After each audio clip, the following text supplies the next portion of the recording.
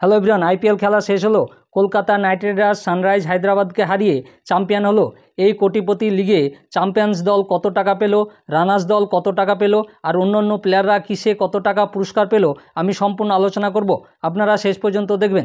দেখার আগে যারা নতুন আছেন চ্যানেলটাকে সাবস্ক্রাইব করে দিবেন। আর এই ভিডিওটা আপনাদের তথ্য জানানোর জন্য, কোনো প্রমোশনাল ভিডিও না। শেষ হয়েছে আইপিএল 2024 17তম।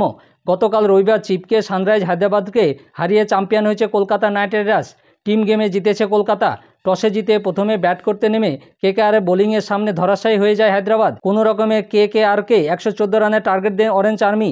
সে লক্ষ্য তাড়া করতে নেমে 57 বল বাকি থাকতে 8 উইকেটে জয় আসে। কেকেআরের হয়ে দুরন্ত খেলেন বেঙ্কট সায়ার, 26 বলে অপরাজিত 52, রহমতুল্লাহ গুরবাজ 39। সেই ম্যাচে ট্রফি শাহরুখ খানের ছেলেরা নিয়ে গেলেও একাধিক পুরস্কার পেয়েছেন অন্যান্য দলের খেলোয়াড়রা। মোস্ট ভ্যালুয়েবল প্লেয়ার হয়েছেন সুনীল নারিন, তিনি পেয়েছেন 10 লক্ষ টাকা।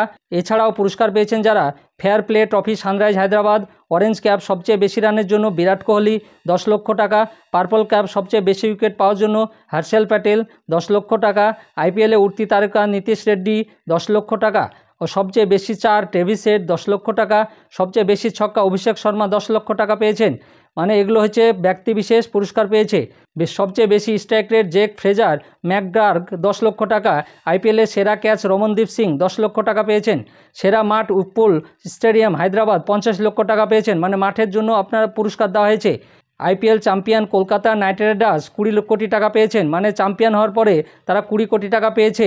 এবং রানার্স আপ মানে যারা হেরেছে সানরাইজ হায়দ্রাবাদ 12.5 কোটি টাকা পেয়েছেন। এটা ছিল আইপিএলের সম্পূর্ণ পুরস্কার মূল্য তালিকা।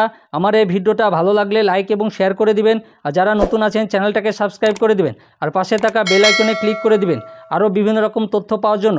আর যারা ফেসবুক থেকে দেখবেন অবশ্যই পেজটাকে ফলো করবেন। ধন্যবাদ।